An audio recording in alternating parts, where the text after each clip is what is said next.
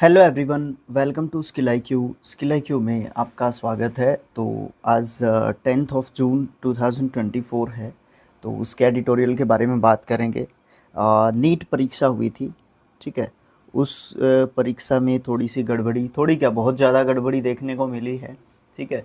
Result से पहले भी विवादों में थी, रिज़ल्ट के बाद भी विवाद में है और रही, और अभी भी केसेस का मामला चल रहा है। तो इससे संबंधित जो एडिटोरियल है वो दिया गया है। नीट का फुल फॉर्म, नीट को नीट ही पढ़ते रहते हैं, उसका फुल फॉर्म ध्यान रखना है। आप अपने आप से लिख के रखें और याद रखें, ठीक है। National eligibility cum entrance test. और नेट अलग चीज़ है। नीट यूजी अंडर ग्रेजुएट, ठीक है। नीट यूजी का मतलब होता है अंडर ग्रेजुएट, ओके। इसको एनटीए यानी कि नेशनल टेस्टिंग एजेंसी जो है कंडक्ट कराती है। उसके बाद हम अपने एडिटोरियल को देखते हैं।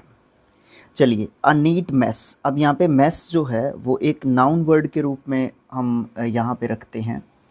और यहाँ पे क्या बताया गया है, अगर हम इसको वर्ब के रूप में रखते हैं और नाउन के रूप में रखते हैं तो अलग अलग मीनिंग नहीं है, ज़्यादा डिफरेंस नहीं है। लेकिन जब नाउन के रूप में रखते हैं तो इसका एक मतलब निकलता है भोजनालय। जो यूनिवर्सिटी वगैरह में जहाँ पे भी आप बच्चों के रहने की सुविधा होती है वहाँ पे भोजनालय होता है, मैस होती है, वो भी यही होती है। और एक मैस का मतलब जो यहाँ पे है वो है गड़बड़ बोल सकते हो, झंझट बोल सकते हो, ठीक है। ये सब मतलब आप इसके बोल सकते हो, ठीक है। उसके बाद जो है आपको पता चल गया ए नीट मैस मतलब नीट से संबंधित गड़बड़ी। On the conduct of the medical entrance test मतलब मेडिकल लाइन का जो एंट्रेंस टेस्ट होता है, जो प्रवेश परीक्षा होती है, उसके आयोजन के ऊपर एक नीट से रिलेटेड मैस देखी गई है, गड़बड़ देखी गई है।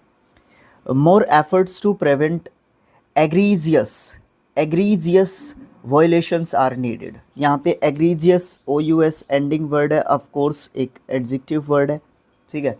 इसका मतलब क्या होगा, इसका मतलब होगा बेहद ख़राब, अत्यंत बुरा, ज़बरदस्त, प्रबल, ये सब मतलब आप इसके बोल सकते हो, ठीक है। तो बहुत ज़्यादा एफ़र्ट्स या फिर बहुत ज़्यादा जो प्रयास हैं उनकी ज़रूरत है।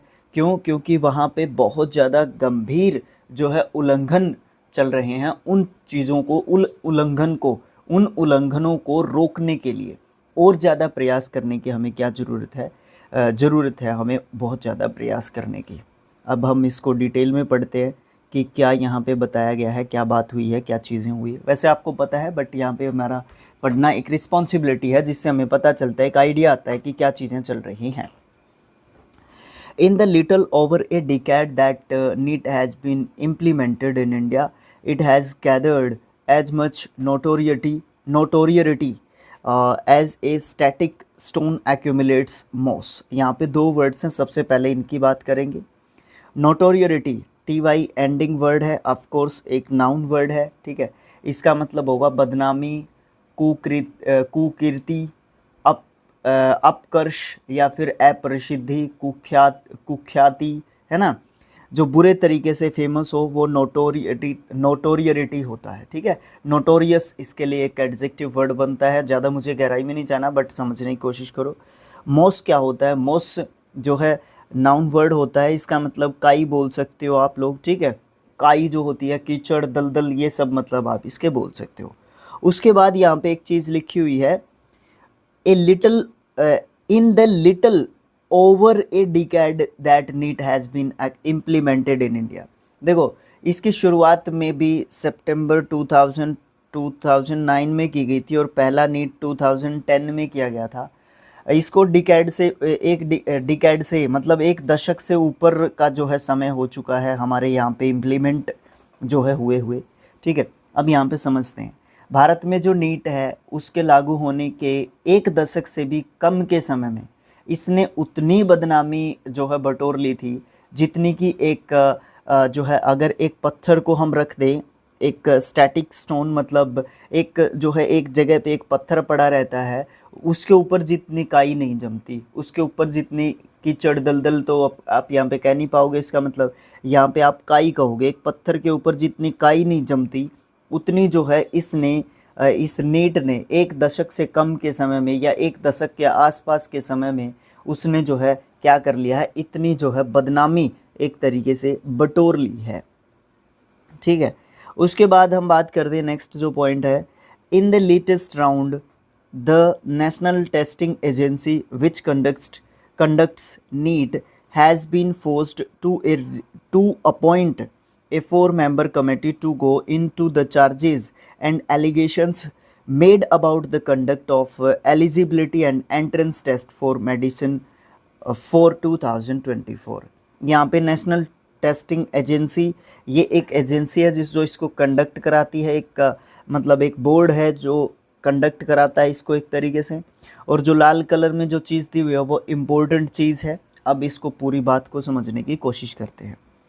इन द लेटेस्ट राउंड, अब का जो लेटेस्ट जो बात है, अभी की जो नवीनतम नई जो बात है वो क्या है, नया जो दौर है वो क्या है, जो नेशनल टेस्टिंग एजेंसी है, राष्ट्रीय परीक्षण एजेंसी है, वो नीट को आयोजित करवाती है, विच कंडक्ट्स नीट, जो नीट को आयोजित कराती है उसको फोर्स किया गया है, उसके ऊपर एक तरीके से दबाव एक तरीके से इसके ऊपर डाला गया है। जो क्यों डाला गया है, क्योंकि 2024 के लिए जो मेडिकल एंट्रेंस टेस्ट हैं, मेडिकल मतलब चिकित्सा के लिए पात्रता या फिर एंट्रेंस टेस्ट हैं, जो प्रवेश जो परीक्षाएं हैं उनके कंडक्शन के लिए, उनके संचालन के लिए उनके ऊपर जो है काफ़ी आरोप लगाए गए हैं। और आरोपों की जांच के लिए एक जो है यहाँ पे लिखा हुआ था ए 4-member कमेटी, एक 4 सदस्यीय जो है समिति का जो है गठन किया गया है।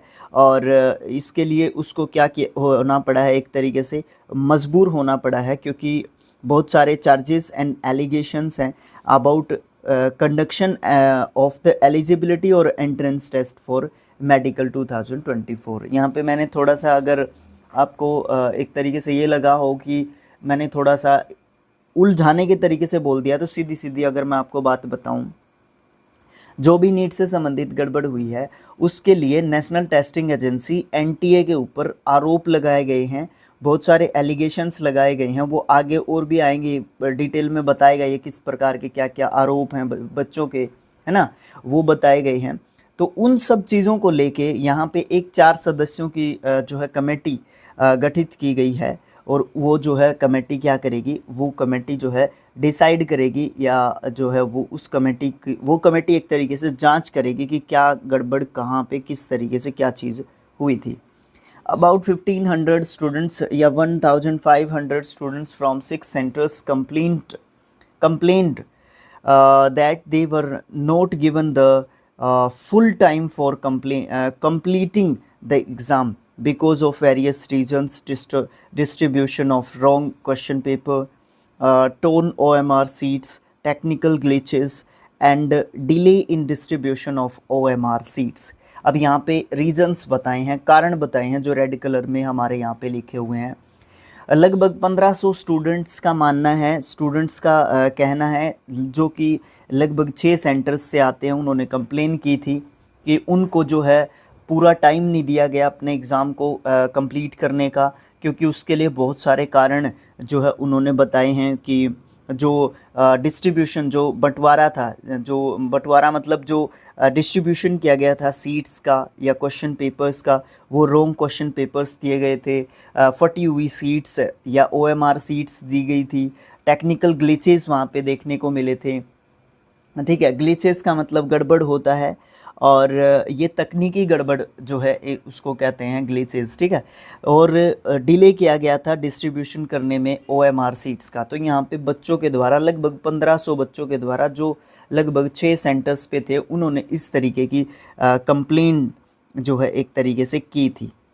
The court allowed granting grace marks to those who were affected. अब ये जो वर है ना, ये इस हु के कारण नहीं आया, ये इसके कारण आया है। ये हु जो है इससे पहले जो सब्जेक्ट कह लो या प्रोनाउन कह लो या नाउन कह लो, जो होगा प्लूरल होगा तो प्लूरल आएगा, सिंगुलर होगा तो सिंगुलर आएगा, वो रिक्वायरमेंट इसकी होती है। ठीक है, तो दोज मतलब ये स्टूडेंट्स के लिए आया। ठीक है, तो कोर्ट ने क्या कर दिया, कोर्ट ने अलाउ कर दिया, कोर्ट ने गारंटीड कर दिया कि जो भी प्रभावित जो बच्चे हैं, इस तरीके की जो प्रॉब्लम्स हुई थी, डिस्ट्रीब्यूशन ऑफ OMR सीट्स कह लो, ठीक है, टाइमिंग प्रॉपर ना मिलना कह लो, फटी हुई OMR सीट्स कह लो, गलत सीट्स का देना कह लो, इन सब चीज़ों से जो प्रभावित बच्चे थे उनको जो है क्या कर दिया गया था, उनको जो है एक तरीके से अनुग्रह अंक देने की अनुमति जो है उनको दी गई थी, उनको जो है गारंटीड ग्रेस मार्क्स जो है देने की बात की गई थी, है ना। अनुग्रहित अंक समझ नहीं पाओगे, ग्रेस मार्क्स उनको देने की बात यहाँ पे कही गई थी।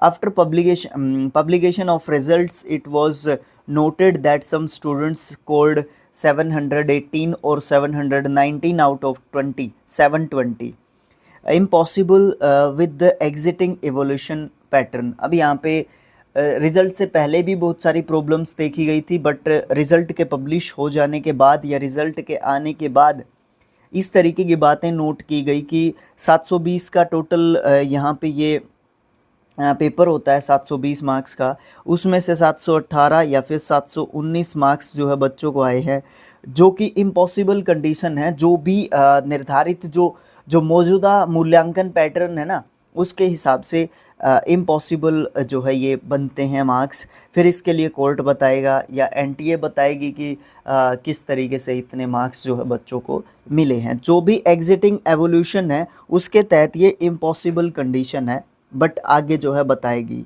है ना। ओके, उसके बाद देखते हैं it was charged that an unusually high number of students scored full marks. मतलब ये बताया गया है कि बहुत सारे बच्चे, है ना, बहुत सारे बच्चे या बहुत बड़ी संख्या में बच्चों ने क्या किया है, फुल मार्क्स जो है स्कोर किए हैं, जो कि आप ये कह सकते हो कि कितना ही आसान पेपर क्यों ना हो कि इतने ज़्यादा नंबर में बच्चे जो है फुल मार्क्स जो है लेके नहीं आ सकते। ये बिल्कुल मतलब बच्चों का आरोप है एक तरीके से ये। The NTA later clarified that the odd marks were a result of guaranteeing grace marks as mandated by the court, and that in general it was an easy paper, so many students had scored full marks। अब यहाँ पे जो है NTA अपनी तरफ से स्पष्ट कर रहा है, क्लियर कर रहा है। बाद में NTA ने बताया कि जो एक तरीके से ओड मार्क्स जो दिए गए थे, विषम तरीके से जो मार्क्स दिए गए थे, मान लो एक क्वेश्चन 180 क्वेश्चन आते हैं शायद इसमें, 180 गुना के 4 18 चौके 72, हाँ जी ठीक है, 180 क्वेश्चंस आते हैं, तो इसमें 720 नंबर के जो है पूरा पेपर बनता है, ठीक है। एक क्वेश्चन 4 मार्क्स का है, तो 1/4 यहाँ पे नेगेटिव मार्किंग रहती है। मतलब आपका क्या होता है कि मान लो एक क्वेश्चन आपने गलत कर दिया तो आपके 715 के आसपास नंबर बनते हैं, ठीक है ना। इस तरीके से ही बनते होंगे, 4 तो उसको गलत करने के कट गए और एक उसको 4 तो उसको सही ना करने के कट गए, प्रत्येक क्वेश्चन 4 नंबर का है, और एक उसको गलत करने का कट गया क्योंकि नेगेटिव भी तो लगेगा, तो 715 क्वेश्चन बन जाते हैं 720 में से, है ना। तो इस तरीके से पॉसिबल नहीं है कि 718 या 719 नंबर इस तरीके से मिल जाए। लेकिन कोर्ट जो NTA है उसने बताया कि कोर्ट ने ना ओड मार्क्स दिए थे, जैसे किसी बच्चे को 3 दे दिए गए हों, किसी बच्चे को 5 दे दिए गए हों, किसी बच्चे को 7 दे दिए गए हों, या किसी बच्चे को 1 दे दिया गया, तो ये ओड मार्क्स जो दिए गए होंगे तो ये उनमें जब ऐड हुए होंगे, मान लो इसके जो है 2 ऐड हो गए तो इसके 717 हो जाते हैं इस तरीके से, ठीक है। या फिर इसके 5 जो है हो गए हों, किसी के 5 हो गए हों तो 718 19 इस तरीके से जो है NTA ने क्लियर किया है कि इस तरीके से बच्चों ने जो है ओड मार्क्स लिए हैं। ये NTA जवाब दे रही है कि हमारी इसमें कोई गलती नहीं है, कि अदालत ने जो है ना ओड मार्क्स दिए हैं, विषम अंक दिए हैं, तो वो हमें मैंडेटरी थे वो, इसलिए जो परिणाम है इस तरीके का रहा है, ठीक है। और कोर्ट ये भी बताता है कि जो पेपर है ना नॉर्मली वो एक आसान पेपर रहा था, इसलिए बहुत सारे बच्चों ने पूरे के पूरे जो अंक है ना वो एक तरीके से प्राप्त जो है किए हैं।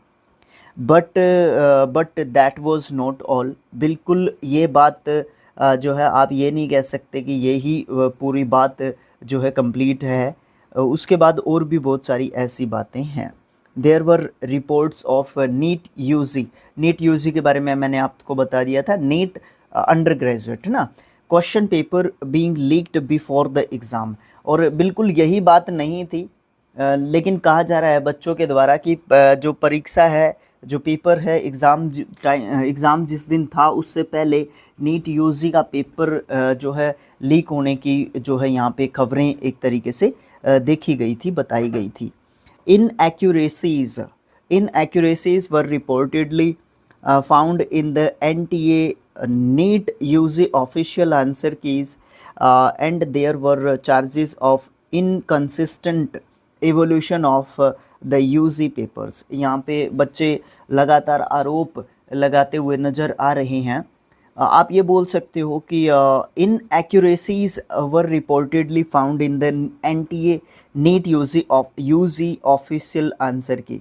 मतलब यहाँ पे अगर बात करें हम NEET UG NTA NEET UG के पेपर की, तो वहाँ पे जो आंसर की दी गई थी उसमें बहुत सारे जो आंसर्स दिए गए थे बाय द एनटीए के द्वारा, उसमें बहुत सारी गड़बड़ियाँ पाई गई थी, गलत आंसर्स दिए गए थे, ठीक है। और यूजी का जो क्वेश्चन पेपर्स थे उसमें जो है अच्छे तरीके से इनकंसिस्टेंटली जो है उसको एवल्यूट एक तरीके से किया गया था, अच्छे तरीके से उसको असंगत तरीके से उसका मूल्यांकन किया गया था, अच्छे तरीके से चेकिंग नहीं की गई थी। कुछ इस तरीके के आरोप भी यहाँ पे लगते हुए दिख रहे हैं। उसके बाद political parties have called for thorough. ये क्या होता है थोरो? ये एडजेक्टिव वर्ड है, इसका मतलब कंप्लीट, विस्तृत, तमाम, पूरा, ये सब मतलब बोल सकते हैं। Competent third party probe into the charges and groups of students have also demanded A retest. यहाँ पे बात क्या की गई है, बहुत सारे आरोपों के बाद बच्चे जो है क्या बोल रहे हैं कि परीक्षा को दोबारा लिया जाना चाहिए। तो यहाँ पे जो पॉलिटिकल पार्टीज़ हैं, राजनीतिक जो दल हैं, उन्होंने आरोप की बिल्कुल गहन तरीके से जांच या फिर सक्षम तरीके से तीसरे पक्ष से जांच करवाने की मांग की गई है।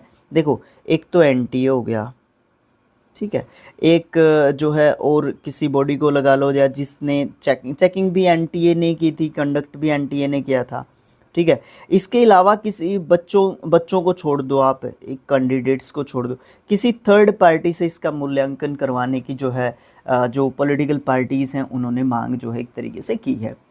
और बहुत सारे बच्चे हैं वो ये कह रहे हैं कि जो ये परीक्षा है उसको दोबारा से एक तरीके से करवाया जाना चाहिए, दोबारा उनकी करवाने की एक तरीके से इस परीक्षा को डिमांड है। ओके, उसके बाद देखते हैं हम आगे। एवरी ईयर, हर साल या प्रत्येक साल, there are charges of poorly managed exam centers and observed high-handedness over what the candidates are allowed to wear।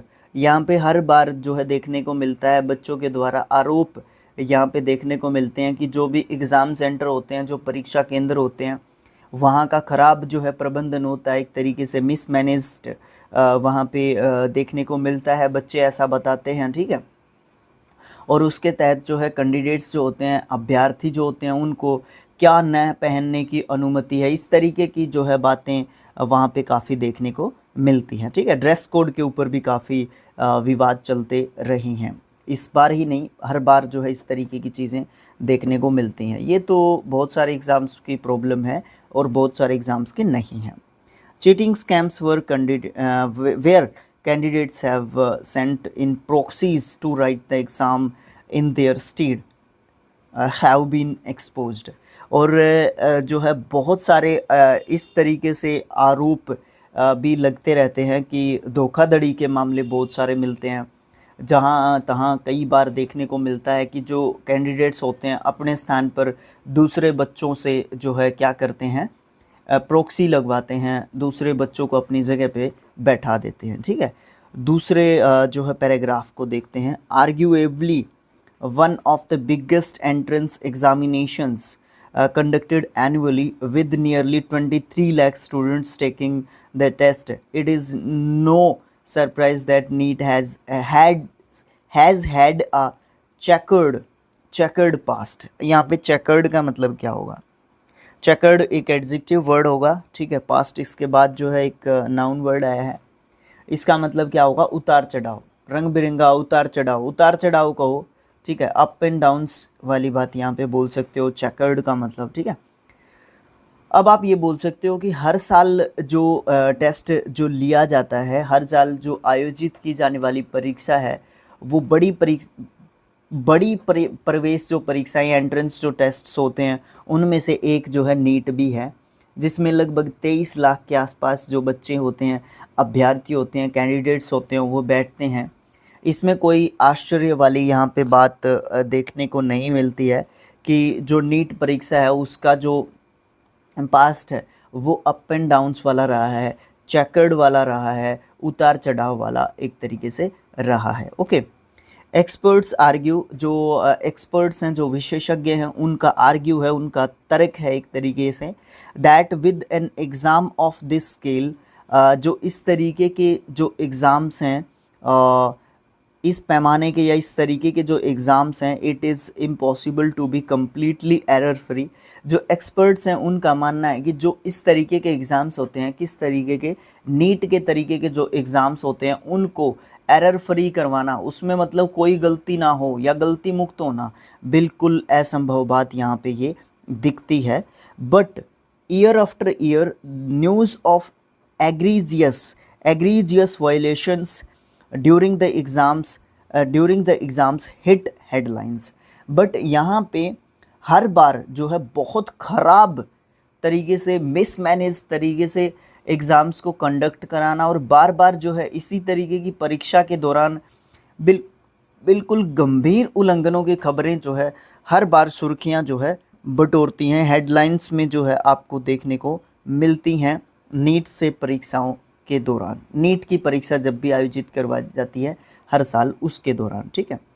The NTA must, with the assistance of states, ensure that technical glitches मैंने आपको बता दिया था, technical जो problems होती हैं उनसे संबंधित, and cheating scams including pre mature release of question papers and using proxies do not recur do के बाद, डू के साथ जो है आप डू डज और डिड के साथ वर्ब की फर्स्ट फॉर्म का यूज़ करते हो, तो ये वर्ब है, इसका मतलब पुनरावृत्ति होना, बार बार आना, दोबारा होना, ये सब मतलब जो है होती हैं।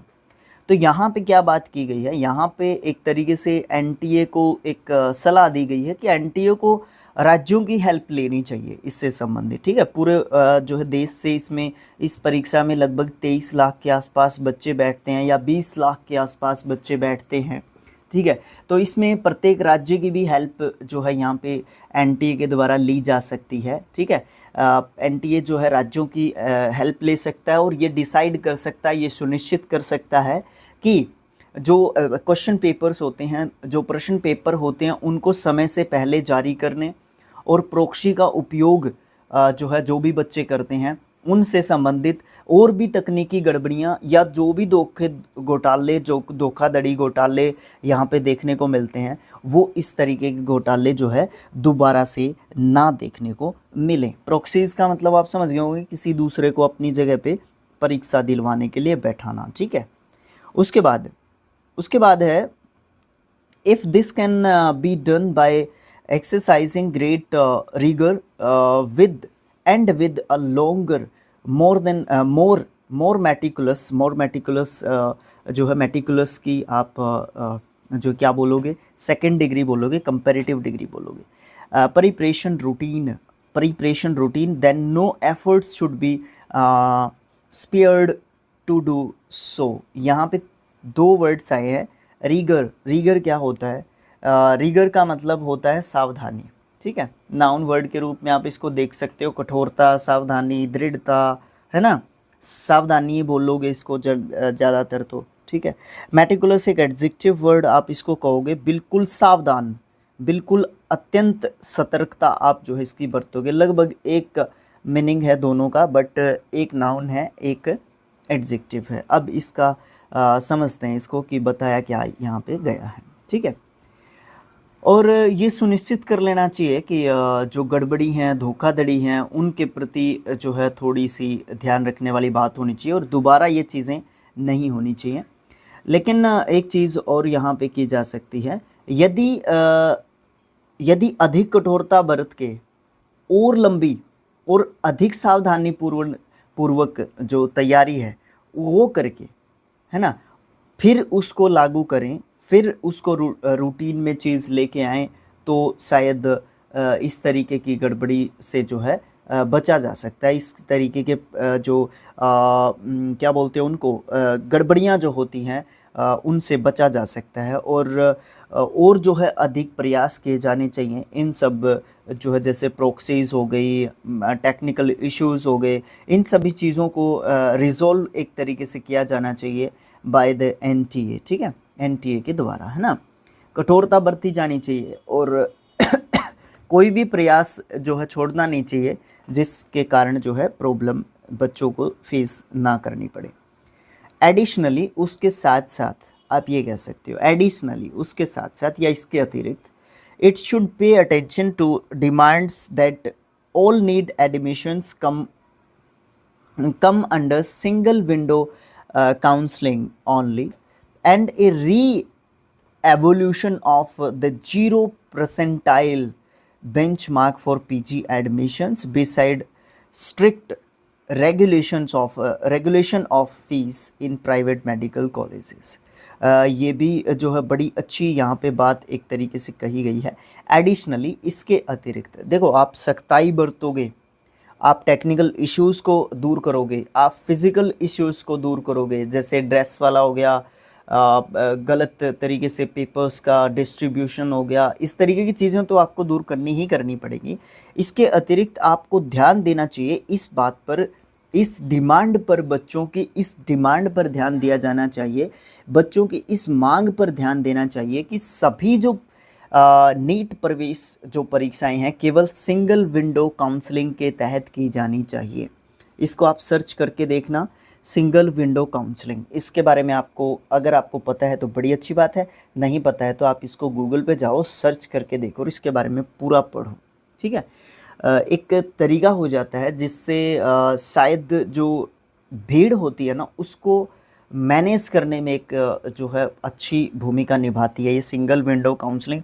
वैसे कुछ भी तरीका अपना लो, मिसमैनेज्ड हो जाती हैं चीज़ें, ठीक है। थोड़ा बहुत तो उनको भी थोड़ा सा टाइम देना चाहिए हमें, और प्रत्येक बच्चे के साथ न्याय करना पॉसिबल नहीं है, बट ज़्यादातर न्याय होना चाहिए, ये चीज़ यहाँ पे देखने को मिलनी चाहिए, ठीक है। तो इसलिए सिंगल विंडो काउंसलिंग को जो है आप इम्प्लीमेंट करके देख सकते हो, उसके तहत जो है परीक्षाएं मतलब एडमिशन्स दे सकते हो सिंगल विंडो के तहत, ठीक है। ये अब यहाँ पे एडमिशन्स की प्रोसेस के बारे में बात कर रहा है, ठीक है।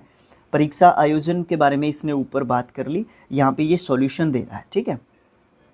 और जो प्राइवेट मेडिकल कॉलेजेस होते हैं, क्योंकि आपको पता है ये जो प्रवेश परीक्षाएं होती हैं, एंट्रेंस टेस्ट होते हैं, इनको क्लियर करने के बाद जो सीट्स अवेलेबल होती हैं इन गवर्नमेंट कॉलेजेस, वहाँ पे चले जाते हैं बच्चे पीजी यूजी के लिए, ठीक है। बट उसके बाद प्राइवेट कॉलेजेस में वो एडमिशन्स लेते हैं। अब आपको पता है कि मेडिकल लाइन है, या फिर ये जो हमारी होती हैं बीटेक हो गया, इस तरीके की होगी, ये सब जो कोर्सेज होते हैं हमारे, है ना, डिग्रीज़ होती हैं, ये थोड़ी सी जो है महंगी बहुत ज़्यादा होती हैं। तो इस तरीके की चीज़ों को आप थोड़ा सा सरकार को भी इन चीज़ों की तरफ जो है ध्यान एक तरीके से देना चाहिए, ठीक है। जो निजी यानी कि प्राइवेट जो मेडिकल कॉलेजेस है उनमें फ़ीस के सख्त जो है रूल एक तरीके से होने चाहिए, और जो फीस का जो मामला है उसको अच्छे तरीके से देखा जाना चाहिए।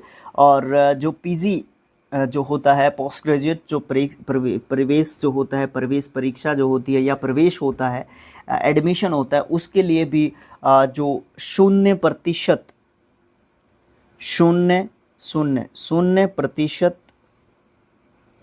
बेंचमार्क 0% बेंचमार्क जो है उसका पुनर्मूल्यांकन जो है करना चाहिए, ठीक है। उसके लिए मतलब पीजी और यूजी दोनों के लिए एक फीस से रिलेटेड प्राइवेट जो कॉलेजेस होते हैं उसके ऊपर थोड़ा सा एक रेगुलेशंस जो है रखनी चाहिए, क्योंकि आपने बहुत सारी साउथ इंडियन मूवीज़ में देखा होगा किस तरीके से एंट्रेंस टेस्ट दे के या बिना दे के कैसे कैसे चीज़ें चलती है ना। ये सब चीज़ें मुझे यहाँ पे डिस्कस नहीं करनी चाहिए, बट ये पार्ट है उस चीज़ का, ये हार्श रियलिटी है इन सब चीज़ों की, ठीक है। तो ये सब चीज़ें थोड़ा सा फीस का भी देखना चाहिए। अभी बच्चा दोबारा उस चीज़ को करके आएगा, क्या पता वो उतना कंसंट्रेट कर पाएगा कि नहीं कर पाएगा, तो वो अभी 1 साल भी बच जाएगा उसका, ठीक है। तो वो प्राइवेट में भी जा सकता है, और प्राइवेट कॉलेजेस भी एजुकेशन के लिए हैं, तो उनको भी थोड़ा सा इस चीज़ का ध्यान रखना चाहिए एक तरीके से, ठीक है। तो थैंक्स फॉर वॉचिंग, आज के लिए इतना ही जो है हमारे यहाँ पे है। पीडीएफ के लिए आप जो है कहाँ पे जाओगे, स्किल IQ एजुकेशन के जो है टेलीग्राम के ऊपर आप जाओगे और उसके बाद वहाँ से डाउनलोड कर लोगे। ओके, शाम तक मिलता है वो आपको, ठीक है, अभी नहीं मिलेगा, जस्ट इस वीडियो के बाद नहीं मिलेगा आपको, शाम को अप्रोक्सीमेट 4 बजे के आसपास आपको मिल जाता है वहाँ पे, ठीक है। अब यहाँ पे मैंने वर्ड मीनिंग्स दिए हुए नहीं है, बाद में यहाँ पे ये वर्ड मीनिंग्स आपको देखने को मिल जाएंगे, या ज़रूरी इन्फॉर्मेशन जो भी होती है वो आपको देखने को मिल जाती है, जैसे ये सब वर्ड मीनिंग्स, इसका पार्ट ऑफ स्पीच और इसका हिंदी मीनिंग आपको देखने को मिलता है हमारे यहाँ पे, ठीक है। तो thanks for watching, thank you so much. मिलेंगे नेक्स्ट एडिटोरियल में, बने रहिए स्किल IQ के साथ और शेयर जरूर करना है अपने वीडियो को। Thanks for watching again, thank you so much.